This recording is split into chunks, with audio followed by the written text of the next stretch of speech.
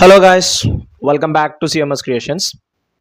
നമ്മൾ നോക്കാൻ പോകുന്നത് സ്റ്റാറ്റിസ്റ്റിക്സ് മൊഡ്യൂൾ 6 സ്റ്റാറ്റിസ്റ്റിക്സിലെ ഡയഗ്രംസ് ആൻഡ് ഗ്രാഫ് എന്ന് പറയുന്ന ഒരു ടോപ്പിക്കാണ്. നമ്മൾ സ്റ്റാറ്റിസ്റ്റിക്സിൻ്റെ 7ാമത്തെ വീഡിയോ ആണ് നമ്മളിത് നോക്കുന്നത്. ഇതിനു മുമ്പ് നമ്മൾ ചെയ്ത വീഡിയോസ് എല്ലാം HSM മാത്തമാറ്റിക്സ് എന്ന് പറയുന്ന ഒരു പ്ലേലിസ്റ്റ് ആക്കിയിട്ട് നമ്മളുടെ ചാനലിൽ ഇട്ടിട്ടുണ്ട്. അതിൻ്റെ ലിങ്ക് ഡിസ്ക്രിപ്ഷനിലുണ്ട്. നിങ്ങൾക്കത് നോക്കി ബാക്കിയുള്ള വീഡിയോസ് എല്ലാം കാണാം. അതേപോലെ തന്നെ എൻ്റെ സ്ക്രീനിലും വരുന്നതായിരിക്കും. So watch it. Wish you all the very best for your examination. Okay. അപ്പോൾ നമുക്കിന്ന് ഡയഗ്രംസ് ആൻഡ് ഗ്രാഫ്സ് എന്ന് പറയുന്ന, അതായത് സ്റ്റാറ്റിസ്റ്റിക്സിൽ അതിൽ ഡയഗ്രം ഗ്രാഫ് എന്ന് പറയുന്ന ഭാഗത്ത് വരുന്ന ഗ്രാഫുകൾ ഏതൊക്കെയാണെന്നുള്ളതും അതിൻ്റെ പ്രോപ്പർട്ടീസ് അല്ലെങ്കിൽ അതെങ്ങനെ മനസ്സിലാക്കുക എന്നുള്ളതൊക്കെ നമുക്ക് നോക്കാം. ഡയഗ്രംസ് ആൻഡ് ഗ്രാഫ്, ഡയഗ്രങ്ങളും ഗ്രാഫുകളും. പണ്ട് കാലത്ത് ജ്യോതിശാസ്ത്രജ്ഞന്മാർ നക്ഷത്രങ്ങളുടെ സ്ഥാനം നിർണ്ണയിക്കുന്നതിനായി ഉപയോഗിച്ച ചിത്രീകരണങ്ങളിലൂടെയാണ് ഗ്രാഫുകൾ രൂപപ്പെടുന്നത്. സ്കോട്ട്ലാൻഡ് സ്വദേശി ഹെൻറി പ്ലേ ഫെയർ ആണ് ഗ്രാഫിക്കൽ രീതികളുടെ കണ്ടുപിടുത്തക്കാരനായി അറിയപ്പെടുന്നത്. ഓക്കെ, ആരാണ് ഗ്രാഫിക്കൽ രീതികളുടെ കണ്ടുപിടുത്തക്കാരനായിട്ട് അറിയപ്പെടുന്നത്? സ്കോട്ട്ലാൻഡ് സ്വദേശി ഹെൻറി പ്ലേ ഫെയർ. ഓക്കെ, ഇനി line diagram, bar diagram, pie diagram, circular diagram എന്നിങ്ങനെ 4 തരം ഡയഗ്രാമുകൾ അദ്ദേഹം കണ്ടുപിടിച്ചു. ഇതൊക്കെ അദ്ദേഹം കണ്ടുപിടിച്ച ഡയഗ്രാമുകളാണ് കേട്ടോ. Line diagram, bar diagram, pie diagram, circular diagram. Diagram നല്ല ഡയഗ്രാം എന്നാണ് കേട്ടോ. ഡി ഇല്ലേ, ഡയഗ്രാം എന്നാണ് കേട്ടോ. ഓക്കെ, അപ്പോൾ ഈ 2 കാര്യങ്ങളൊന്ന് ഓർത്തിരിക്കുക. ഈ ഭാഗത്തു നിന്ന് സ്കോട്ട്ലാൻഡ് സ്വദേശി ഹെൻറി പ്ലേ ഫെയർ ആണ് ഗ്രാഫിക്കൽ രീതികളുടെ കണ്ടുപിടുത്തക്കാരനായിട്ട് അറിയപ്പെടുന്നത്. Line diagram, bar diagram, pie diagram, circular diagram എന്നിങ്ങനെ 4 തരം ഡയഗ്രാമുകൾ അദ്ദേഹം കണ്ടുപിടിച്ചു. ഇനി ഡയഗ്രാംസിനെ നമുക്ക് 2ആയിട്ട് തരംതിരിക്കാം. ഒന്ന് ബാർ ഡയഗ്രാമും മറ്റൊന്ന് പൈ ഡയഗ്രാം. ഈ ബാർ ഡയഗ്രാം തന്നെ വീണ്ടും 4 എണ്ണമായിട്ട് തരംതിരിച്ചിട്ടുണ്ട്. Simple bar diagram, multiple bar diagram, subdivided bar diagram, percentage bar diagram. Okay, ഡയഗ്രാമത്തിനെ 2ആയിട്ട് തരംതിരിച്ചു. ഒന്ന് ബാർ ഡയഗ്രാം, പിന്നൊന്ന് പൈ ഡയഗ്രാം. ഈ ബാർ ഡയഗ്രത്തിനെ വീണ്ടും 4 എണ്ണമായിട്ട് തരംതിരിച്ചു. ഒന്ന് simple bar diagram, multiple bar diagram, subdivided bar diagram, percentage bar diagram. Okay, ഇതിൻ്റെ ഒക്കെ മലയാളം വാക്കുകൾ ഇതൊക്കെ നമ്മൾ അറിഞ്ഞിരിക്കണം. അപ്പോൾ അതൊക്കെ നമുക്ക് നോക്കാം. ബാർ ഡയഗ്രാം, വേർതിരിക്കപ്പെട്ട ദീർഘചതുരങ്ങൾ അടങ്ങിയതാണ് ഒരു ബാർ ഡയഗ്രാം. ഓക്കെ, പിക്ചർ ഞാൻ കാണിച്ചു തരാം കേട്ടോ. പിക്ചർ കാണിച്ചുമ്പോൾ നിങ്ങൾക്ക് ഒന്നും കൂടി ഐഡിയ കിട്ടും. വേർതിരിക്കപ്പെട്ട ദീർഘചതുരങ്ങൾ, അതായത് ഇങ്ങനെ നമ്മൾ കണ്ടിട്ട്, നമ്മൾ ഇപ്പോൾ ചെറിയ ക്ലാസ്സിലൊക്കെ ബാർ ഡയഗ്രാം ഒരുപാട് വരച്ചാണ്. ഇങ്ങനെ ഒരു ബാറ്, അടുത്തതൊരു ഗ്യാപ്പ് ഇട്ടിട്ട് അത് വേർതിരിക്കപ്പെട്ട, കണ്ടോ, ഇങ്ങനെ ഓരോ ബാറുകളായിട്ടാണ് ഉണ്ടാവുക. വേർതിരിക്കപ്പെട്ട ദീർഘചതുരങ്ങൾ കണ്ടോ, അതൊക്കെ ചതുരങ്ങളല്ലേ. ദീർഘചതുരങ്ങൾ അടങ്ങിയതാണ് ഒരു ബാർ ഡയഗ്രാം. ഇതിലെ ഓരോ ദീർഘചതുരവും ബാർ എന്നറിയപ്പെടുന്നു. ഓരോന്നിനെയും അറിയപ്പെടുന്ന എന്താണ്? ബാർ എന്നാണ്. 4 തരം നേരത്തെ പറഞ്ഞു. സിമ്പിൾ ബാർ ഡയഗ്രാം അഥവാ ലഘു bar diagram, multiple bar diagram, ബഹുജന bar diagram, subdivided bar diagram, ഉപവിഭജിത bar diagram, percentage bar diagram, ശതമാന ബാർ ഡയഗ്രാം. ഇതാണ് 4 വിധം. ഈ 4 വിധങ്ങൾ എങ്ങനെയാണ് അതിൻ്റെ ഓരോന്നും വരുന്നത് എന്നുള്ളത് നമുക്കൊന്ന് നോക്കാം. ആദ്യം ലഘു ബാർ ഡയഗ്രാം. ഡയഗ്രാം എന്നാണ് എഴുതിയിരിക്കുന്നത് അല്ലേ, ഡയഗ്രാം എന്നാണ് കേട്ടോ. ഡയഗ്രാം എന്നാണ്, അപ്പുറത്തും അതേപോലെ ഉണ്ടെങ്കിൽ മായ്ക്കുക. ഡയഗ്രാം. Simple bar diagram. ലഘു ബാർ ഡയഗ്രാം ഒരു ചരത്തിനെ മാത്രം പ്രതിനിധീകരിക്കാൻ ഉപയോഗിക്കുന്നു. ഒരു ചരത്തിനെ മാത്രം പ്രതിനിധീകരിക്കാൻ ഉപയോഗിക്കുന്നു. ഒരേ വീതിയിലുള്ള ലംബമായോ തിരശ്ചീനമായോ ഉള്ള ബാറുകൾ ഉപയോഗിച്ചാണ് ഇത് നിർമ്മിക്കുന്നത്. ലംബമായ എന്ന് പറഞ്ഞാൽ ഇങ്ങനെ കുത്തനെ വരുന്നത്, ഇങ്ങനെ ലംബമായിട്ട് ഇങ്ങനെ വരും അല്ലെ, ഇങ്ങനെ ഓരോ ബാറുകളായിട്ട്. തിരശ്ചീനമായിട്ട് പറഞ്ഞാൽ ചിലപ്പോൾ Y ആക്സിസിലെ ബാറുകളായിരിക്കും. ഇതിൻ്റെ കുറേ ചിത്രം ഞാൻ കാണിച്ചു തരാം കേട്ടോ. ലംബമായോ തിരശ്ചീനമായോ ഉള്ള ബാറുകൾ ഉപയോഗിച്ചാണ് ഇത് നിർമ്മിക്കുന്നത്. ഗണാത്മകവും ഇതില്ല കേട്ടോ. ഗണാത്മകവും ഗുണാത്മകവുമായ ഡാറ്റയെ ചിത്രീകരിക്കാൻ ഇത് ഉപയോഗിക്കുന്നു. ഓക്കെ, ഒരു ഒരു എന്താ പറയുക ലഘു ബാർ ഡയഗ്രം ഒരു ചരത്തിനെ മാത്രം ഉപയോഗിക്കും. ഒരു ബാർ ഡയഗ്രം കാണുമ്പോഴൊക്കെ ഇപ്പോൾ ഒരു എക്സാമ്പിൾ പറയുകയാണെന്നുണ്ടെങ്കിൽ ഇപ്പോൾ എന്താ പറയുക ഒരു ബാർ ഡയഗ്രം ഒരു ഡാറ്റ മാത്രമേ ഒരു പിക്ചർ കാണിച്ചു കേട്ടോ. ഒരു ചരത്തിനെ മാത്രം പ്രതിനിധീകരിക്കാൻ ഉപയോഗിക്കുന്നതാണ് എന്ത് ബാർ ഡയഗ്രം എന്ന് പറയുന്നത്. ഒന്നെങ്കിൽ ലംബമായിട്ട് അല്ലെങ്കിൽ തിരശ്ചീനമായിട്ടുള്ള ബാറുകളായിരിക്കും ഉണ്ടാവുക. ഗണാത്മകവും ഗുണാത്മകവുമായ ഡാറ്റയെ ചിത്രീകരിക്കാൻ ഇത് ഉപയോഗിക്കുന്നു. ഇതാണ് നമ്മളുടെ രണ്ട് ഗ്രാഫുകൾ കേട്ടോ. ലംബമായതാണ് ഇത് തിരശ്ചീനമായത് കണ്ടോ. ഇവിടെ നോക്കിയാൽ സേവിങ്സ് കൊടുത്തിട്ടുണ്ട്. സേവിങ്സ് ഇതാ 10 നമ്പർ ഓഫ് എംപ്ലോയീസ് ആണ്. സേവിങ്സ് 15 സേവിങ്സ് ഉള്ള എംപ്ലോയികൾ 20 എണ്ണം. ഓക്കെ, 1 സെൻറ്റിമീറ്റർ എന്ന് പറയുന്നത് 10 എംപ്ലോയീസ് ആണ്. അവിടെ 10 employee, 20 employee, 30 employee, 40 employee, 50 employee. Okay, savings ഇവിടെ കൊടുത്തിട്ടുണ്ട്. സേവിങ്സ് 15. ഇപ്പോൾ ഒരു പെർസെൻറ്റേജ് അല്ലെങ്കിൽ ഒരു 100 ഒരു ടേബിൾ ഉണ്ടാവും. ഞാനിവിടെ ടേബിൾ എടുത്തിട്ടില്ല. ഇപ്പോൾ 15% അല്ലെങ്കിൽ 15% അല്ലെങ്കിൽ 15 സേവിങ്സ് വരുന്ന 20 എംപ്ലോയി കണ്ടോ. പിന്നെ ഒരു ഗ്യാപ്പ് ഉണ്ടാവും, വേറിട്ട ദീർഘചതുരങ്ങൾ എന്ന് പറഞ്ഞില്ലേ. അടുത്തത് 25 വരുന്നത് 45 ആളുകൾ. അപ്പോൾ ദാ കണ്ടോ, ഇങ്ങനെ ഓരോന്നായിട്ട്. ഇനി നേരെ തിരിച്ചാണെന്നുണ്ടെങ്കിൽ ഇതാ നമ്പർ ഓഫ് സേവിങ്സ് ഇങ്ങനെ തിരിച്ചു വരും. ഓക്കെ, 20 ഉള്ളത് 100 സംതിങ് വരുമ്പോൾ ഇതാണ് തിരശ്ചീനമായിട്ട്. ഓക്കെ, ഒന്നെങ്കിൽ എക്സ് ആക്സിസിൽ നമ്മൾ ബാർ വരക്കും, അല്ലെങ്കിലോ വൈ ആക്സിസിൽ നമുക്ക് എന്ത് ചെയ്യാൻ പറ്റും, ബാർ വരക്കാൻ പറ്റും. ഇതിനെയാണ് ലംബമായത് അല്ലെങ്കിൽ തിരശ്ചീനമായത് എന്ന് പറയുന്നത്. ഇത് ലംബമായത് കുത്തനെ, ഇത് തിരശ്ചീനമായത് അല്ലെങ്കിൽ സമാന്തരമായത് എന്നൊക്കെ പറയാം നമുക്ക് അല്ലേ. ഓക്കെ ആണല്ലോ. ലംബമായതും തിരശ്ചീനമായതും ബാർ ഡയഗ്രം ഒരു ചരത്തിനെ കണ്ടോ 15 വാങ്ങിയ 20 ആളുകൾ ഒരൊറ്റ ചരത്തിനെ റെപ്രസെന്റ് ചെയ്യുന്നതാണ്. 15 വാങ്ങിയ 20 ആളുകൾ. ഇതും അതേപോലെ തന്നെ ഇതാ സേവിങ്സ് 20 ഉള്ള 100 ആളുകൾ അല്ലെങ്കിൽ 100 സംതിങ്, 100ൻ്റെ അപ്പുറത്തേക്ക് പോയിട്ടുണ്ട്, 100 എത്രയോ. ഓക്കെ, ഒരൊറ്റ ചരത്തിനെ മാത്രം ഉപയോഗിക്കാനും. ഓക്കെ ആണല്ലോ. ഗുണാത്മകവും ഗണാത്മകവുമായിട്ടുള്ള രണ്ട് ഡാറ്റകളാണ് നമ്മളിതിൽ മെയിനായിട്ട് യൂസ് ചെയ്യുന്നത്. അപ്പോൾ എന്താണ് ലഘു bar diagram? Okay, simple bar diagram എന്താണെന്നുള്ളത് ഓക്കെയാണല്ലോ. ലഘു ബാർ ഡയഗ്രാം അഥവാ സിമ്പിൾ ബാർ ഡയഗ്രാം. ഇനി രണ്ടാമത്തത് ബഹുജന bar diagram, multiple bar diagram.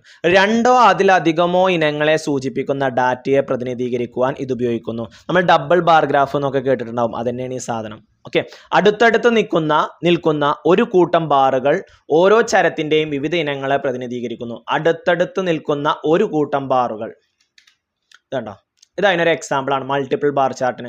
ഇപ്പോൾ യെല്ലോ എന്ന് പറയുന്നത് ഇമ്പോർട്ടഡ് ഐറ്റംസും ഈ ലൈറ്റ് ബ്ലൂയിലേക്ക് വരുന്ന ഇത് എന്നുള്ളത് എക്സ്പോർട്ടഡ് ഐറ്റംസും ആണ്.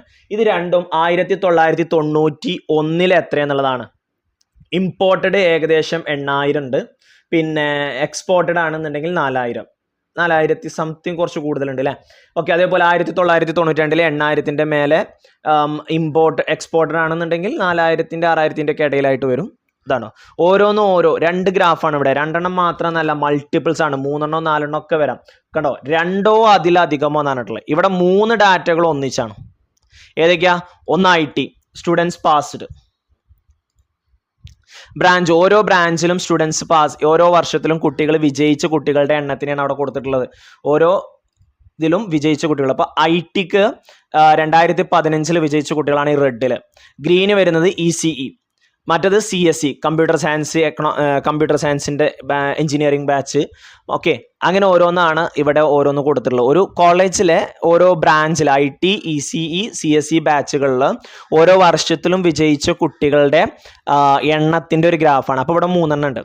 ഓക്കെ, മൾട്ടിപ്പിൾ ബാർ ഗ്രാഫ് അഥവാ ബഹുജന ബാർ ഡയഗ്രാം എന്ന് പറയുമ്പോൾ അതിൽ 2 എണ്ണം മാത്രമൊന്നല്ല. നമ്മൾ ഡബിൾ ബാർ ഗ്രാഫ് എന്നേ കണ്ടിട്ടുണ്ടാവുള്ളൂ ചിലപ്പോൾ ടെക്സ്റ്റ് ബുക്കിലൊക്കെ. ഡബിൾ അല്ല, 2ഓ അതിലധികമോ ഇനങ്ങളെ സൂചിപ്പിക്കുന്നതിനാണ് നമ്മൾ ആരുപയോഗിക്കുന്നത്, ബഹുജന ബാർ ഡയഗ്രാം. ഇതൊക്കെ ചിലപ്പോൾ ഇങ്ങോട്ട് ചോദിക്കാം. 2ഓ അതിലധികമോ ഇനങ്ങളെ സൂചിപ്പിക്കുന്നതിന് ഉപയോഗിക്കുന്ന ഡയഗ്രാം ഏതാണ്? ലഘു bar diagram, multiple bar diagram, പിന്നെ സബ് ഡിവൈഡഡ് ബാർ ഡയഗ്രാം, എന്താ പറയുക, ശതമാന ബാർ ഡയഗ്രാം എന്നൊക്കെ പറഞ്ഞു തരും. അപ്പോൾ അതിലേതാണ് ബഹുജന ബാർ ഡയഗ്രാം? നമ്മൾ ഫസ്റ്റത്തതോ ലഘു ബാർ ഡയഗ്രോ ഒരു ചരത്തിനെ മാത്രം ഉപയോഗിക്കുന്നത്. ഓക്കെ, അതിൽ പറയുന്ന ഓരോ പോയിന്റുകളും വളരെ ഇമ്പോർട്ടൻ്റ് ആണ്, അത് ഓർത്തിരിക്കുക കേട്ടോ. ഓക്കെ, അപ്പോൾ എന്താണ് ബഹുജന bar diagram, multiple bar diagram എന്നുള്ളത് ഓക്കെ ആയല്ലോ. ഓക്കെ, ദെൻ അടുത്തത് ഉപവിഭജിത bar diagram, subdivided bar diagram. ഒരു ഇനത്തിന്റെ ആകെ അളവിനെ പല വിഭാഗങ്ങളാക്കി അവതരിപ്പിക്കുന്ന ഡാറ്റയെ പ്രതിനിധാനം ചെയ്യുന്നതാണ്. ഒരു ഇനത്തിന്റെ ആകെ അളവിനെ പല വിഭാഗങ്ങളാക്കി അവതരിപ്പിക്കുന്ന ഡാറ്റയെ പ്രതിനിധാനം ചെയ്യുന്നതിനാണ് നമ്മൾ എന്ത് പറയുന്നത്? Sub divided bar diagram. ഒരു ഇനത്തിന്റെ ആകെ അളവിനെ, ടോട്ടൽ അളവിനെ പല പല ഭാഗങ്ങളാക്കിയിട്ട് ഡിവൈഡ് ചെയ്യാം. ഇത്തരം ഡയഗ്രത്തിൽ ഓരോ ഇനത്തിന്റെയും ആകെ അളവ് ഉപയോഗിച്ച് ലഘു ബാർ ഡയഗ്രാം വരയ്ക്കുന്നു. പിന്നീട് ആ ബാറുകളെ വിഭാഗങ്ങളുടെ അനുപാതം അനുസരിച്ച് വിഭജിക്കുന്നു. ഇതാണ് ഒരു example, sub divided bar diagram. Okay, നോക്കിയേ, മെയ് മാസത്തിൽ 15 ടോട്ടൽ. ഇവിടെ ആദ്യം ടോട്ടൽ നോക്കും. നോക്കിയാ ടോട്ടൽ പറയുന്നത് 60 ആണോ? 60 അല്ല, 60 അപ്പുറത്താണ് 80. ചിത്രം കാണാലോ നിങ്ങൾക്ക്. 80 ആണ്. ഒരു മിനിറ്റ്. ടോട്ടൽ എന്ന് പറയുന്നത് 80 ആണ്. അത് 80 വരെ വരക്കും. ഓക്കെ, എന്നിട്ട് ഇവിടെ നോക്കിക്കോ, മെയ് മാസത്തിൽ മെയ്യില് കൂളർ 15. ഫസ്റ്റ് കൂളർ 15 വരെ. കൂളർ 15. പിന്നെ അടുത്ത 40 ആണ്. അപ്പൊ 15ക്ക് 40 കൂട്ടും. അടുത്ത 40 ആണല്ലോ. 15ക്ക് 40 കൂട്ടുമ്പോൾ എത്രയാ? 55. അപ്പൊ ഇവിടെ 55ന്റെ അവിടെ കൊണ്ടുപോയിട്ട് അടുത്ത ആളാരാ? AC. അടുത്ത റെഫ്രിജറേറ്റർ. ഇപ്പൊ 55ലാണ് നിൽക്കുന്നത്. ആ 55ലേക്ക് ഒരു 25 കൂട്ടും. അപ്പൊ 80 റെഫ്രിജറേറ്റർ. ഇനി ജൂണില് ടോട്ടൽ വരുന്നത് 60 ആണ് കേട്ടോ. അപ്പൊ 60 വരെ വരക്കും. അതിനുശേഷം കൂളർ 10. അപ്പോൾ ഫസ്റ്റത്തത് 10 വരെ. മറ്റേത് 30 ആണ്. അപ്പൊ 10 30 എത്രയായി? 40. അപ്പൊ 40 വരെ. അപ്പൊ പിന്നെ 40 20 60 വരെ കണ്ടോ. ഇനി ജൂലൈയിൽ ടോട്ടൽ വരുന്നത് 80 ആണ്. ഫസ്റ്റത്തത് കൂളർ 20 ആണ്. അപ്പൊ 20 വരച്ചു. രണ്ടാമത്തത് AC 30 ഉള്ളൂ. ഇത് രണ്ടും കൂട്ടണം, കാരണം ഇവിടുന്ന് ഇങ്ങോട്ട് താഴ്ന്ന് തൊട്ട് ഇവിടം വരെയാണല്ലോ അളവ് വരുന്നത്. എന്നിട്ട് അതിനെ ഡിവൈഡ് ചെയ്തേക്കാണ്. അപ്പൊ 30 പറയുമ്പോൾ 50 വരെ. ഇതിന്റെ അടിയിലാണ് 20 വരുന്നത്. ഇതിങ്ങനെ ഡിവൈഡ് ചെയ്തേക്കാണ്. ഇവിടെ 20, ഇവിടെ 30, ഇവിടെ 30. ഓക്കെ ആണല്ലോ. ആദ്യം ഇതിന്റെ ടോട്ടൽ കാണും, എന്നിട്ട് അതിനെങ്ങനെ ഡിവൈഡ് ചെയ്ത് കൊണ്ടുപോകും. ഇതാണ് സബ് ഡിവൈഡഡ് ബാർ ഡയഗ്രാം.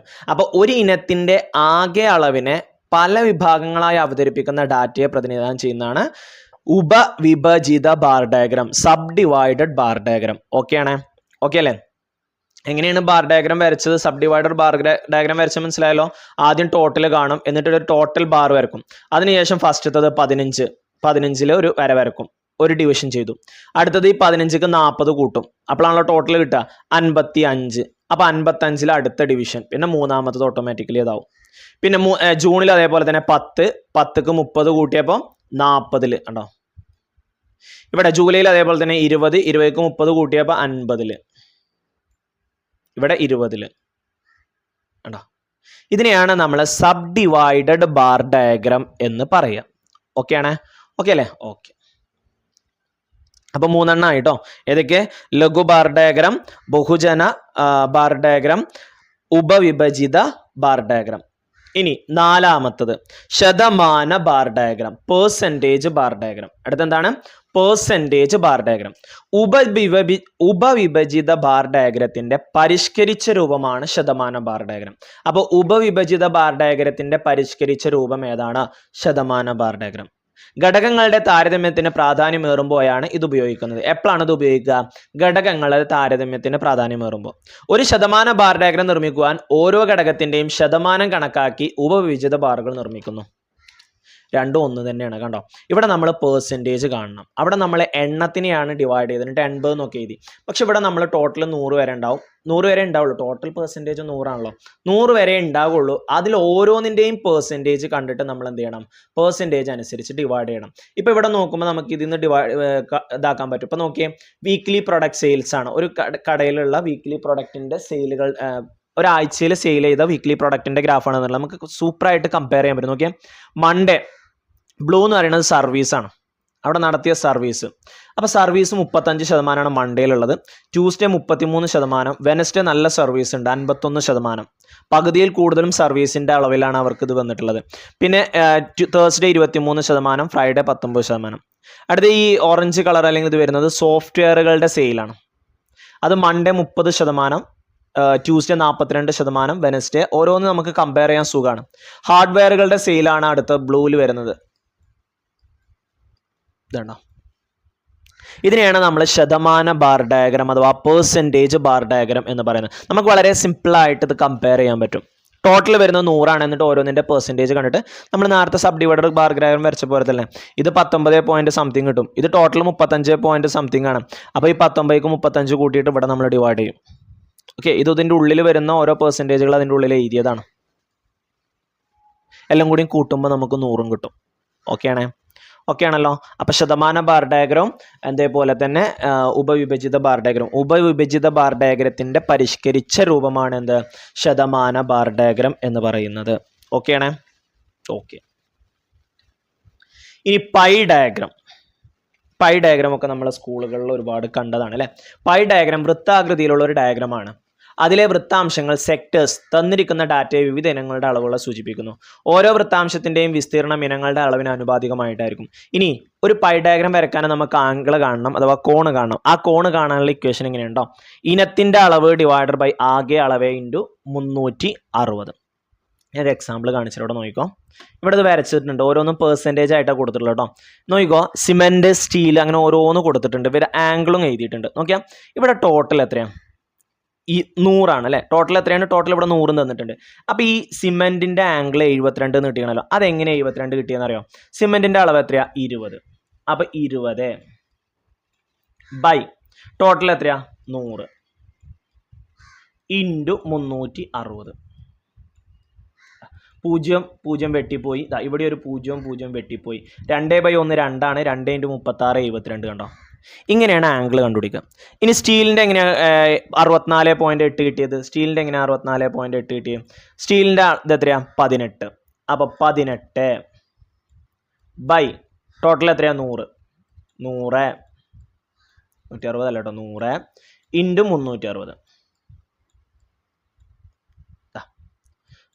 ഇതും പോയി. ഓക്കെ, ഓരോ 0 പോയി. ഇനി വേണമെന്നുണ്ടെങ്കിൽ നമുക്ക് ഇങ്ങനെ പറയാം, 36നെ 10 കൊണ്ട് ഡിവൈഡ് ചെയ്താൽ 3.6 കിട്ടും. ഇനി 18നെ 36 ആയിട്ട് മൾട്ടിപ്ലൈ ചെയ്യണം. 18 × 36.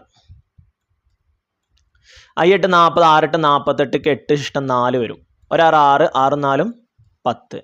3 24 4 ശിഷ്ടം 2 വരും. 1 3 3 3 2 5. 8 4 5 1 6. പോയിന്റ് ഇല്ലേ? പോയിന്റ് കഴിഞ്ഞിട്ട് ഒരു നമ്പർ ഇല്ലേ? അപ്പോൾ 64.8. കണ്ടോ? ഇങ്ങനെയാണ് നമ്മൾ ആംഗിൾ കണ്ടുപിടിക്കുക കേട്ടോ. ഇങ്ങനെ ഓരോ ആംഗിളും ഇതിൽ കണ്ടുപിടിച്ചത്. അടുത്ത് ബ്രിക്സിൻ്റെ വേണമെന്നുണ്ടെങ്കിൽ ഒന്നുകൂടി നോക്കാം നമുക്ക്. ബ്രിക്സിൻ്റെ 10 ആണ്. ടോട്ടൽ എത്രയാണ്? 100 ആണ് ഇൻറ്റു 360. എല്ലാം ഇൻറ്റു 360 ആണ്. കാരണം ഒരു സർക്കിളിൻ്റെ ടോട്ടൽ ആംഗിൾ എന്ന് പറയുന്നത് എത്രയാണ്? 360 ആണ്. ആ 360നെയാണ് ഈ ഡിവൈഡ് ചെയ്ത് പോകുന്നത്. ഇവിടുത്തെ 0 പോയി. ഈ ഒരു 0 പോയി. 1/1 1 1 × 36 36. ഉണ്ടോ? ഓക്കെ, ഇനി ഇതും അതേപോലെ തന്നെ 15/100 ഇൻറ്റു 360. 25/100 ഇൻറ്റു 360. 12/100 ഇൻറ്റു 360. ഓക്കെ, ഇതെല്ലാം കൂടി കൂട്ടുമ്പോൾ നമുക്ക് 360 കിട്ടും. അതിനുശേഷം നമ്മളിവിടെ പ്രൊട്രാക്ടർ ഇതും വെച്ചിട്ട് നമ്മൾ ഗ്രാഫൊക്കെ വരക്കാം. നമുക്ക് ഗ്രാഫ് വരക്കാനൊന്നും പറയുന്നില്ല. നമുക്ക് വരക്കണ പരിപാടിയല്ലല്ലോ. നമുക്ക് ഫുള്ള് എന്താ പറയുക, ഈ 1 വേർഡാണ്. വല്ലം ഒബ്ജക്റ്റീവ് ടൈപ്പ് ക്വസ്റ്റ്യൻസുകളാണ്, MCQ ടൈപ്പ് ക്വസ്റ്റ്യൻസുകളാണ്. ചിലപ്പോൾ ഈ ഗ്രാഫ് തന്നിട്ട് അതിൽ ഏതെങ്കിലും ഒന്നിൻ്റെ ആംഗിൾ എത്രയെന്നൊക്കെ ചോദിക്കും. അപ്പോൾ ഈ ആംഗിൾ കാണാനുള്ള മെത്തേഡുകളൊക്കെ നമുക്ക് അറിയണം കേട്ടോ. ആംഗിൾ കാണുന്നത് എങ്ങനെയാണ്? തന്നിരിക്കുന്ന അളവ് ഇപ്പോൾ ഇവിടെ ടോട്ടൽ പെർസെൻറ്റേജിലാണ് തന്നിട്ടുണ്ട്. അപ്പോൾ വളരെ സിമ്പിളാണ്. ഇപ്പോൾ ഈ ടേബിളൊന്നും തന്നിട്ടില്ല എന്ന് കരുതുക. ഇവിടെ ഇങ്ങനെ ഒരു ചാർട്ട് തന്നിട്ട് അതിൻ്റെ ഉള്ളിൽ പെർസെൻറ്റേജും തന്നിട്ട് ചോദിക്കുകയാണ്. ഇപ്പോൾ ഈ നീല ഏതാണ്? സിമെൻ്റ് ആണ് അല്ലേ. സിമെൻറ്റിൻ്റെ ആംഗിൾ എത്രയും ചോദിക്കുകയാണ്. വളരെ സിമ്പിളാണ്, പെർസെൻറ്റേജ് ആണ്. അപ്പോൾ 20 പെർസെൻറ്റേജ് എപ്പോഴും ടോട്ടൽ എത്രയാണ്? 100 ആണ് വരിക. ഇൻറ്റു 360 ചെയ്താൽ മതി. അപ്പോൾ ആംഗിൾ കിട്ടി. കണ്ടില്ലേ? ഓക്കെ, അപ്പോൾ ഇങ്ങനെയൊക്കെ ആയിരിക്കും നമ്മുടെ ചോദ്യങ്ങൾ ഉണ്ടാവുക. അപ്പോൾ ഈ സാധനങ്ങളൊക്കെ നമ്മൾ അറിഞ്ഞിരിക്കണം കോണ് കാണാൻ. ഇനത്തിൻ്റെ അളവ് ബൈ ആകെ അളവ് ഇൻറ്റു 360. ഓക്കെ, അപ്പോൾ ഏതായാലും കേട്ടോ ആ അളവ് ബൈ ആകെ അളവ്, നമുക്കിപ്പോൾ എന്ത് അളവായിക്കോട്ടെ ആ അളവ് ഡിവൈഡഡ് ബൈ അതിൻ്റെ ടോട്ടൽ മെഷർമെൻറ്റ് എത്രയാണോ അത് ഇൻറ്റു 360 ചെയ്ത് കഴിഞ്ഞാൽ നമുക്ക് എന്ത് കിട്ടും? ആംഗിൾ കിട്ടും. ഓക്കെ അല്ലേ? ഇതാണ് പൈ ഡയഗ്രം എന്ന് പറയുന്നത് കേട്ടോ. അപ്പോൾ ഈ ഡയഗ്രങ്ങളൊക്കെ ഓക്കെ ആയാലോ. നമ്മളിപ്പോൾ 5 ഡയഗ്രങ്ങൾ പറഞ്ഞു. ഒന്ന് ബാർ ഡയഗ്രമാണ്. അതിൽ തന്നെ 4 നമ്മൾ പറഞ്ഞു. ലഘു ബാർ ഡയഗ്രം, ബഹുജന ബാർ ഡയഗ്രം, ഉപവിഭജിത ബാർ ഡയഗ്രം, ശതമാന ബാർ ഡയഗ്രം, പിന്നെ പൈ ഡയഗ്രം. ഇനി അടുത്ത് നമുക്ക് വരുന്ന ഗ്രാഫുകളാണ്. ഒരു 5 ഗ്രാഫുകൾ നമുക്കുണ്ട്. ഡയഗ്രംസും 5 പറഞ്ഞു, ഗ്രാഫുകളും നമുക്ക് ഒരു 5 ഉണ്ട്. ഒന്ന് ഹിസ്റ്റോഗ്രാം, പിന്നെ ആവൃത്തി ബഹുഭുജം അഥവാ ഫ്രീക്വൻസി പോളിഗൺ, പിന്നെ ആവൃത്തി വക്രം ഫ്രീക്വൻസി കർവ്, ഒജൈവ്സ് സഞ്ചിത ആവൃത്തി വക്രം cumulative frequency curve, scatter plot. ഇതാണ് നമ്മളുടെ ഗ്രാഫുകൾ പറയുന്നത്. അപ്പോൾ നമുക്ക് ഒന്നായിട്ട് നോക്കാം കേട്ടോ.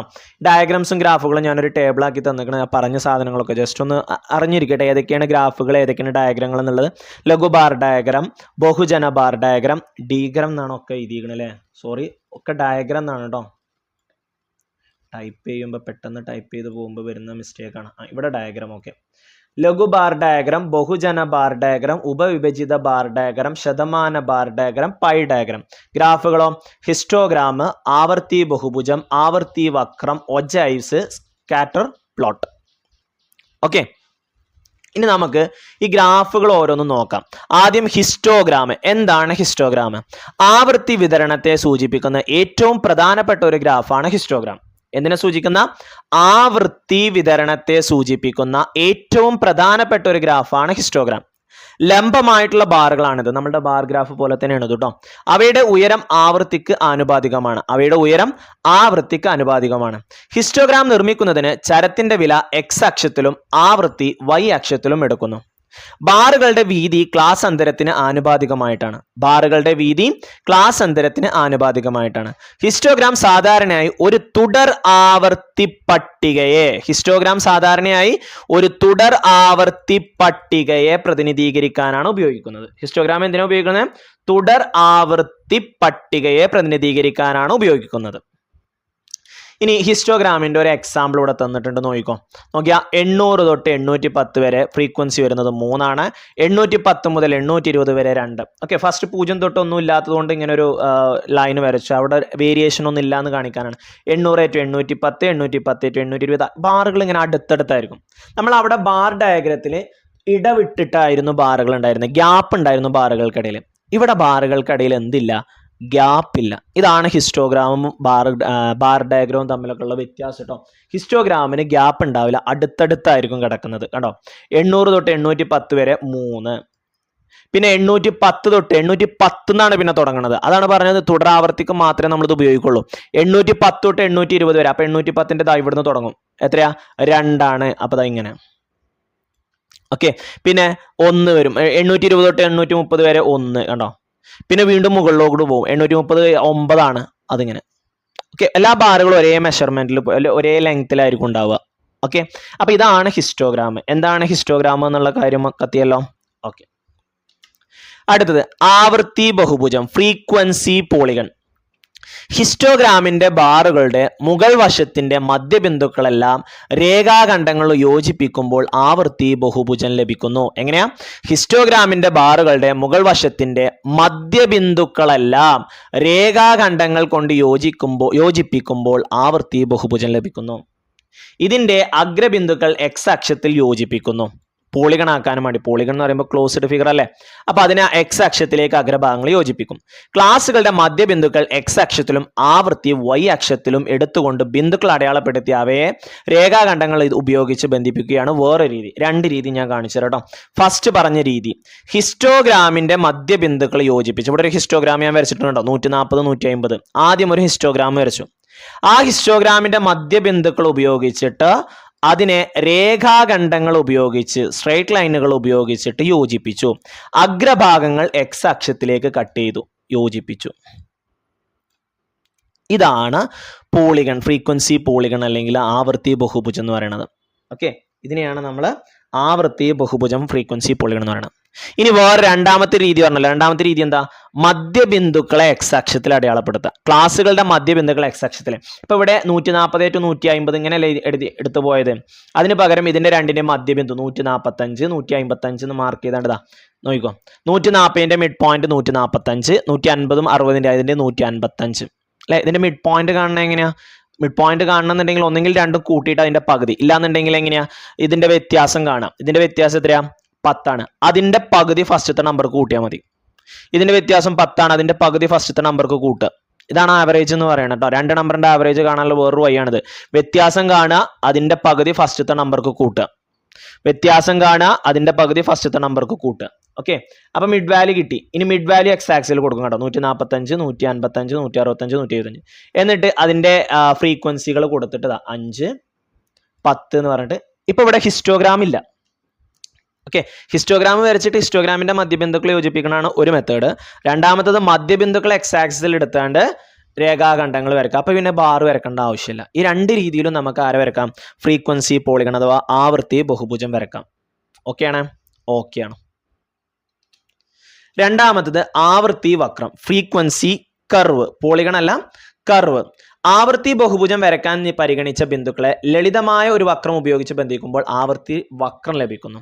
സംഭവം എന്താ വെച്ച് കഴിഞ്ഞാൽ ഫ്രീക്വൻസി കർവ് ആണെന്നുണ്ടെങ്കിൽ, പോളിഗൺ ആണെന്നുണ്ടെങ്കിൽ, ആവൃത്തി ബഹുഭുജം ആണെന്നുണ്ടെങ്കിൽ അത് രേഖാഖണ്ഡങ്ങൾ ഉപയോഗിച്ചിട്ടായിരിക്കും, ഇല്ലെങ്കിൽ അഥവാ സ്ട്രെയിറ്റ് ലൈനുകൾ ഉപയോഗിച്ചിട്ട്. കാരണം പോളിഗൺ എന്ന് പറയുന്നത് സ്ട്രെയിറ്റ് ലൈൻ ആണ്, മറ്റേതൊരു കർവ് ആയിരിക്കും. ഇത് കണ്ടോ, ഇവിടെ സ്ട്രെയിറ്റ് ലൈൻ ആവണമെന്നില്ല, ഇങ്ങനെ വളഞ്ഞിട്ടൊക്കെ പോകും, ഒരു കർവ് പോലെ പോകും. പക്ഷേ മിഡ് പോയിന്റ് കൂടെ തന്നെയാണ് പോവുക. കണ്ടോ, കർവ് പോലെയാണ് കിടക്കുക. ഫ്രീക്വൻസി പോളിഗൺ എന്ന് പറയുമ്പോൾ അതൊക്കെ സ്ട്രെയിറ്റ് ലൈൻ ആയിരിക്കും, ഒക്കെ സ്ട്രെയിറ്റ് ലൈൻ ആയിട്ടാണ് പോകുക. കണ്ടോ, സ്ട്രെയിറ്റ് ലൈൻ ആയിട്ടാണ് പോവുക. കർവ് എന്ന് പറയുമ്പോൾ ഈ ഒരു വ്യത്യാസം ഉണ്ടാവും, സ്ട്രെയിറ്റ് ലൈൻ ആയിരിക്കില്ല. ഓക്കെ, അതാണ് ഇത് രണ്ടും തമ്മിലുള്ള ഒരു വ്യത്യാസം. സുഖമാണ്. Frequency polygon, frequency curve. ആവൃത്തി ബഹുഭുജം, ആവൃത്തി വക്രം. ഓക്കെ, വക്രം എന്ന് പറഞ്ഞു കഴിഞ്ഞാൽ കർവ്. കർവ് ആവുമ്പോൾ സ്ട്രെയിറ്റ് ലൈൻ ആവണമെന്നില്ല, പക്ഷേ ബഹുഭുജം ആവുമ്പോൾ സ്ട്രെയിറ്റ് ലൈൻ ആവണം. ഓക്കെ, വക്രാവുമ്പോൾ സ്ട്രെയിറ്റ് ലൈൻ ആവണമെന്നില്ല, ഇങ്ങനെ ഇതേപോലെ ആവാം. കേട്ടോ, ഫ്രീ ഹാൻഡ് ആയിട്ട് ഇങ്ങനെ വരച്ചാൽ മതി, മിഡ് പോയിന്റ് കൂടെ ഇങ്ങനെ. കേട്ടോ,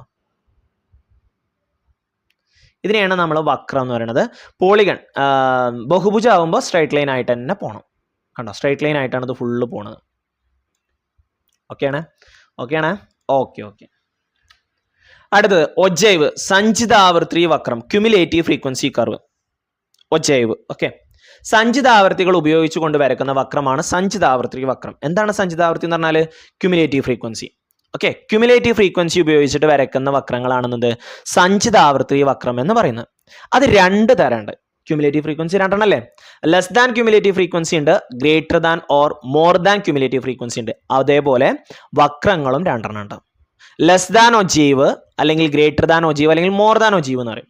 ആരോഹണ സഞ്ചിതാവൃത്തി വക്രവും അവരോഹണ സഞ്ചിതാവൃത്തി വക്രവും. ഓക്കെ, ഞാനൊരു ഗ്രാഫ് കാണിച്ചു തരാം, ഇവിടെ ശ്രദ്ധിച്ചോണേ. ആരോഹണ സഞ്ചിതാവൃത്തി വക്രം ലെസ് ദാൻ ഒജീവ്. ക്ലാസുകളുടെ ഉയർന്ന പരിധികൾ എക്സ് അക്ഷത്തിലും ആരോഹണ സഞ്ചിതാവൃത്തികൾ വൈ അക്ഷത്തിലും വരക്കുന്ന വക്രമാണിത്. അവരോഹണ സഞ്ചിതാവൃത്തി വക്രം ക്ലാസുകളുടെ താഴ്ന്ന പരിധികൾ എക്സ് അക്ഷത്തിലും അവരോഹണ സഞ്ചിതാവൃത്തികൾ വൈ അക്ഷത്തിലും വരക്കുന്ന വക്രമാണിത്. ഇതൊക്കെ എന്താണെന്നൊക്കെ ഉള്ളത് നമ്മളൊക്കെ പറഞ്ഞാണ് കേട്ടോ. ഇനി ഇവിടെ ശ്രദ്ധിച്ചോണേ, ഒരു ടേബിളും ഒരു ഇതും തന്നിട്ടുണ്ട്, നോക്കിക്കോ. ലെസ് ദാൻ ആരോഹണ സഞ്ചിതാവൃത്തി, ലെസ് ദാൻ മെത്തേഡ്. ഇത് അവരോഹണം, മോർ ദാൻ അവരോഹണം. ഇത് ആരോഹണം, ആരോഹണ സഞ്ചിതാവൃത്തിയും അവരോഹണ സഞ്ചിതാവൃത്തിയും. നോക്കിയാൽ ലെസ് ദാൻ 20, ലെസ് ദാൻ 40 എന്ന് പറഞ്ഞിട്ട് ഇങ്ങനെ പോകും. 20, 30 എന്ന് പറഞ്ഞിട്ട് ഇങ്ങനെ പോകും. ഇവിടെ 10 ഇതാ, 10 ഇതാ, 20 വരുമ്പോൾ ലെസ് ദാൻ 20 വരുമ്പോൾ 10. കണ്ടോ, less than ogive. Less than ogive എന്ന് പറഞ്ഞാൽ ചെറുതെന്ന് തുടങ്ങുന്നതാണ്. 10, 30, 70, 90, 100 അങ്ങനെ പോകും. പക്ഷെ ഗ്രേറ്റർ ദാൻ എന്ന് പറയുമ്പോൾ വലുതെന്നാണ് തുടങ്ങുക. 100 ഇതാ, കണ്ടോ, തിരിച്ചിങ്ങനെയായിരിക്കും ഗ്രാഫ്. 100, 90 അറിഞ്ഞ അങ്ങനെ. Okay, more than 0, more than 0 എന്ന് പറയുമ്പോൾ ഇവിടെ 100. പിന്നെ 0 കഴിഞ്ഞിട്ട് പിന്നെ 20 വരുമ്പോൾ 20 വരുമ്പോൾ ഏകദേശം 90ൻ്റെ അടുത്ത് വരുതാ. ദെൻ 40 വരുമ്പോൾ 70 ഉണ്ടോ. ദെൻ 30 വരുമ്പോൾ 40 കഴിഞ്ഞിട്ട് 20 കഴിഞ്ഞു. 40 വരുമ്പോൾ 40 വന്നു. 60 വരുമ്പോൾ 30. 80 വരുമ്പോൾ 10. ഓക്കെ, അപ്പോൾ ഇതാണ് ലെസ് ദാൻ ഒജീവും ഗ്രേറ്റർ ദാൻ ഒജീവും. ആരോഹണ സഞ്ചിതാവൃത്തിയും അവരോഹണ സഞ്ചിതാവൃത്തിയും രണ്ടും കൂടി ഓക്കെ ആണല്ലോ. ലെസ് ദാൻ ഒജീവ് എപ്പോഴും ഓർത്തോളൂ കേട്ടോ, ഇംഗ്ലീഷിൽ സുഖമാണ്. ലെസ് ദാൻ എന്ന് പറയുമ്പോൾ ചെറുതെന്ന് തുടങ്ങും, ഗ്രേറ്റർ ദാൻ എന്ന് പറയുമ്പോൾ വലുതെന്ന് തുടങ്ങും. ആരോഹണം ചെറുതിൽ നിന്നും വലുതിലേക്ക്, അപ്പോൾ ചെറുതെന്ന് തുടങ്ങി ഇങ്ങനെ കൂടി പോകും. ക്യുമുലേറ്റീവ് ഫ്രീക്വൻസി ഇങ്ങനെ കൂടി പോകും. ഫസ്റ്റത്തെ ഫ്രീക്വൻസി അങ്ങോട്ട് ചെയ്തും പിന്നെ അങ്ങനെ കൂട്ടി പോകും. ഇനി അവരോഹണം വലുതെന്ന് ചെറുതാണ്. അപ്പോൾ ഏറ്റവും ആ ഫ്രീക്വൻസികളെല്ലാം കൂട്ടിയിട്ടുള്ള സമ്മ് ഫസ്റ്റ് തുടങ്ങും, പിന്നെ ഓരോന്നും ഇങ്ങനെ മൈനസ് ചെയ്ത് വരും. അതാണ് മോർ ദാൻ മെത്തേഡ് അഥവാ അവരോഹണ സഞ്ചിതാവൃത്തി എന്ന് പറയുന്നത്. ഓക്കെ ആണല്ലോ. അതിൻ്റെ ഗ്രാഫുകളാണ് ഈ രണ്ട് സാധനങ്ങൾ. ലെസ് ദാൻ ഒജീവും ഉണ്ട്, മോർ ദാൻ ഒജീവും ഉണ്ട്. അഥവാ ആരോഹണ സഞ്ചിതാവൃത്തി. ലെസ് ദാൻ അറിയുമ്പോൾ ആരോഹണ സഞ്ചിതാവൃത്തി, മോർ ദാൻ അറിയുമ്പോഴോ അവരോഹണ സഞ്ചിതാവൃത്തി. ഓക്കെ, ഇനി ഒരു കാര്യം കൂടി ഉണ്ട് ഇതിൽ. ഈ രണ്ട് സഞ്ചിതാവൃത്തികൾ വരക്കുമ്പോൾ ഈ രണ്ട് സഞ്ചിതാവൃത്തികളും കൂട്ടിമുട്ടുന്ന ഒരു പോയിന്റ് ഉണ്ടല്ലോ, ആ പോയിന്റിന് നമ്മളൊരു പേര് പറയും. അഥവാ ആരോഹണ സഞ്ചിതാവൃത്തിയും അവരോഹണ സഞ്ചിതാവൃത്തിയും കൂടിയും കൂട്ടിമുട്ടുന്ന, ലെസ് ദാൻ ഒജീവും മോർ ദാൻ ഒജീവ് അല്ലെങ്കിൽ ഗ്രേറ്റർ ദാൻ ഒജീവും കൂടിയും കൂട്ടിമുട്ടുന്ന പോയിന്റിന് നമ്മൾ പറയുന്ന പേരാണ് മീഡിയൻ, മധ്യാങ്കം എന്ന് പറയുന്നത്. ഓക്കെ, അതിന് നമ്മൾ പറയുന്ന പേരാണെന്ത്? മീഡിയൻ അഥവാ മധ്യാങ്കം എന്ന് പറയും. ഓക്കെ അല്ലേ? ഓക്കെ, അപ്പൊ less than ogive, greater than ogive, ഇത് രണ്ടും കൂട്ടിമുട്ടുന്ന പോയിന്റിന് പറയുന്ന പേരാണ് മീഡിയൻ, മധ്യാങ്കം. അടുത്ത ലാസ്റ്റ് വൺ വരുന്നതാണ് സ്കാറ്റർ പ്ലോട്ട്. രണ്ട് ചരങ്ങളുള്ള ഡാറ്റയെ പ്രതിനിധീകരിക്കുവാനാണ് ഉപയോഗിക്കുന്നത്. രണ്ട് ചരങ്ങളുടെ ബന്ധങ്ങളെ അപഗ്രഥിക്കുന്നതിന് ഇത് ഉപയോഗിക്കുന്നു. ഒരു ചരം എക്സ് അക്ഷത്തിലും മറ്റേത് വൈ അക്ഷത്തിലും രേഖപ്പെടുത്തും. ഓരോ ജോഡിയും ഓരോ ബിന്ദുവായിട്ടാണ് രേഖപ്പെടുത്തുക. ഇതാണ് ഒരു എക്സാമ്പിൾ കേട്ടോ. ഡിസ്റ്റൻസ് പെട്രോൾ, ഒരു സൈഡിൽ ഡിസ്റ്റൻസ് ദൂരം, മറ്റോടത്ത് പെട്രോൾ. എക്സ് ആക്സിസിൽ ദൂരം എടുത്തു, രണ്ടാമത്തേൽ ഇന്ധനം എടുത്തു. നോക്കിയാൽ ഡിസ്റ്റൻസ് 0 ആകുമ്പോൾ പെട്രോൾ 80 ആയിരുന്നു, 50 ആയപ്പോൾ 73 ആയി, 100 ആയപ്പോൾ 67 ആയി, 150 ആയപ്പോൾ 61 ആയി, പിന്നെ 200 ആയപ്പോൾ 52 ആയി, 250 ആയപ്പോൾ 46 ആയി, 300 ആകുമ്പോൾ 37. ഇതിനെയാണ് നമ്മൾ സ്കാറ്റർ പ്ലോട്ട് എന്ന് പറയുന്നത്. ഓക്കെ, പെട്രോളും ഡിസ്റ്റൻസും വെച്ചിട്ട് കേട്ടോ. 80 ആയപ്പോൾ നേരെ തിരിച്ചാണ് ഞാൻ പറഞ്ഞത് അല്ലേ, സോറി. 0 എക്സ് ഡിസ്റ്റൻസ് ഇവിടെ അല്ലേ, അപ്പോൾ എക്സ് വെച്ചിട്ട് പറയണം അല്ലേ. ഇത് എക്സ് ആക്സിലാണ്. 0 ആകുമ്പോൾ 80, 50 ആകുമ്പോൾ 73, 100 ആകുമ്പോൾ 67, 150 ആകുമ്പോൾ 61. ഓക്കെ, ആ ഒരു മെത്തേഡിലാണ് എന്ത് പോണത്, ഈ സ്കാറ്റർ പ്ലോട്ട് പോകുന്നത് കേട്ടോ. സ്കാറ്റർ പ്ലോട്ട് ഇത്രയേ ഉള്ളൂ. ഡോട്ട് വെച്ചാൽ നമുക്ക് ഈ ചിത്രം വരക്കാനൊന്നും എക്സാമിന് ചോദിക്കൂല. ഓക്കെ, ചിത്രം വരക്കാനൊന്നും എക്സാമിന് ചോദിക്കൂല. ടേബിളും ഇതും 200 ആകുമ്പോൾ 52, ചെറിയൊരു വ്യത്യാസം ഉണ്ട് അല്ലേ, സോറി. 52, 200 ആകുമ്പോൾ ഇവിടെയാണ് വരേണ്ടത്, എടുത്ത് രണ്ടും മാറിപ്പോയെന്നൊരു സംശയമുണ്ട്. 250 ആകുമ്പോൾ 46 അല്ലേ, 300 ആകുമ്പോൾ 37, ഏകദേശം ഇങ്ങനെ ഇവിടെയൊക്കെയാണ് വരിക കേട്ടോ. ഏതായാലും നമുക്ക് ഈ ഗ്രാഫുകൾ വരക്കാൻ നമുക്ക് ഉണ്ടാവില്ല. പക്ഷേ ഈ ഗ്രാഫുകൾ എന്താണ്, നമ്മളുടെ എക്സാം എന്ന് പറയുന്നത് 1 മാർക്ക് ക്വസ്റ്റ്യൻ ആണല്ലോ, MCQ ടൈപ്പ് ക്വസ്റ്റ്യൻസ് ആണല്ലോ. അതിൽ ഡ്രോ ദ ഗ്രാഫ് എന്നൊന്നും പറഞ്ഞു വരുന്നില്ല. ചിലപ്പോൾ ഒരു കുറേ ഗ്രാഫുകൾ തന്നിട്ട് ഇതിൽ ഏതാണ് സ്കാറ്റർ പ്ലോട്ട്, ഏതാണ് ഹിസ്റ്റോഗ്രാം, അല്ലെങ്കിൽ സ്കാറ്റർ പ്ലോട്ട് നമ്മൾ എവിടെയാണ് ഉപയോഗിക്കുന്നത്, ഹിസ്റ്റോഗ്രാം നമ്മൾ എന്തിനാണ് ഉപയോഗിക്കുന്നത്, തുടരാവർത്തിക്കാണ് ഉപയോഗിക്കുന്നത്, അത് വേറിട്ട ചരങ്ങൾക്കാണ് ഉപയോഗിക്കുന്നത്, അങ്ങനത്തെ കാര്യങ്ങളൊക്കെ നമ്മൾ മെയിനായിട്ട് ഇതിൽ അറിഞ്ഞിരിക്കണം കേട്ടോ. ഓരോ ഗ്രാഫുകൾ എങ്ങനെയൊക്കെയാണ് എന്തൊക്കെയാണെന്നുള്ളതൊക്കെ നമ്മൾ അറിഞ്ഞിരിക്കണം.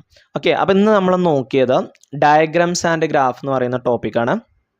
അതിൽ ബാർ ഡയഗ്രാം ആൻഡ് ഗ്രാഫ്, അതായത് ഡയഗ്രാമത്തിൽ 2 ഉണ്ട്, ഒന്ന് ബാർ ഡയഗ്രാം ഉണ്ട്, ഒന്ന് പൈ ഡയഗ്രാം ഉണ്ട്. ഈ ബാർ ഡയഗ്രാമത്തിനെ തന്നെ നമ്മൾ എത്ര ആക്കിയിട്ടുണ്ട്, 4 ആക്കിയിട്ടുണ്ട്. ഒന്ന് ലഘു ബാർ ഡയഗ്രാം, പിന്നെ ഒന്ന് ബഹുജന ബാർ ഡയഗ്രാം, പിന്നെ ഉപവിഭജിത ബാർ ഡയഗ്രാം, ശതമാന ബാർ ഡയഗ്രാം, പിന്നെ വരുന്നത് പൈ ഡയഗ്രാം. അതേപോലെ തന്നെ ഗ്രാഫുകളും നമുക്ക് എത്ര ഉണ്ട്, 5 ഉണ്ട്. ഹിസ്റ്റോഗ്രാം, ആവർത്തി ബഹുഭുജം, പിന്നെ ആവർത്തി വക്രം, ഒജൈവിൽ തന്നെ 2 ഉണ്ട്. ഏതൊക്കെയാ, ആരോഹണ സഞ്ചിത, ഒജൈവ് സഞ്ചിതാവർത്തിയാണ് അല്ലെ, ആരോഹണ സഞ്ചിതാവർത്തി വക്രവും അതേപോലെ തന്നെ അവരോഹണ സഞ്ചിതാവർത്തി വക്രവും, പിന്നെ സ്കാറ്റർ പ്ലോട്ട്. ഇത്രയാണ് നമുക്ക് ഗ്രാഫുകൾ ഡയഗ്രത്തിലും വരുന്നത് കേട്ടോ. പിന്നെ സ്കോട്ട്ലാൻഡ് സ്വദേശിയായ ആരാണ്, ഹെൻറി പ്ലേ ഫെയർ ആണ് എന്ത് ഗ്രാഫിക്കൽ രീതിയുടെ ഉപജ്ഞാതാവ് എന്നൊക്കെ എന്താ അറിയപ്പെടുന്നത്. അദ്ദേഹമാണ് കണ്ടുപിടിച്ചതെന്നാണ് പറയപ്പെടുന്നത്. ഓക്കെ, അപ്പോൾ ഇത്രയും കാര്യങ്ങളാണ് ഈ ഗ്രാഫിക്കൽ മെത്തേഡ് അല്ലെങ്കിൽ ഗ്രാഫ്സ് ആൻഡ് ഡയഗ്രാംസ് എന്ന് പറയുന്ന മെത്തേഡിന്. ഗ്രാഫുകൾ വരക്കാനല്ല, ഓരോ ഗ്രാഫുകളും എന്താണ്, എവിടേക്കാണ്, എന്തിനൊക്കെയാണ്, തുടരാവർത്തിക്കും വേറിട്ട ചരങ്ങൾക്കും ഏതൊക്കെയാണ് ഗ്രാഫുകൾ. ഹിസ്റ്റോഗ്രാം ഗ്രാഫിൽ പെടില്ല, അതും ബാറുകൾ തന്നെയാണ് വരക്കുന്നത്. പക്ഷേ ഗ്രാഫിലല്ല, ഡയഗ്രത്തിൽ പെടില്ല, ഹിസ്റ്റോഗ്രാം ഗ്രാഫിലാണ് പെടുന്നത്. ഇത്തരം കാര്യങ്ങളൊക്കെ നന്നായിട്ട് എന്ത് ചെയ്യുക, മനസ്സിലാക്കി വെക്കുക, നോട്ട് ചെയ്ത് വെക്കുക നന്നായിട്ട്. ആ സ്കാറ്റർ പ്ലോട്ട് വരക്കുന്നതും ജസ്റ്റ് ഒന്ന് മാറ്റി വരക്കട്ടെ, ഞാൻ ആ മാർക്ക് ചെയ്തതൊക്കെ. ഓക്കെ, അപ്പോൾ ഇത്രയും കാര്യങ്ങളാണ് ഇതിലുള്ളത്. So see you soon and thank you for watching this video. നമുക്കിനി അടുത്ത ടോപ്പിക്കുമായിട്ട് വീണ്ടും കണ്ടുമുട്ടാം. അതുവരേക്കും bye bye and thank you for watching this video.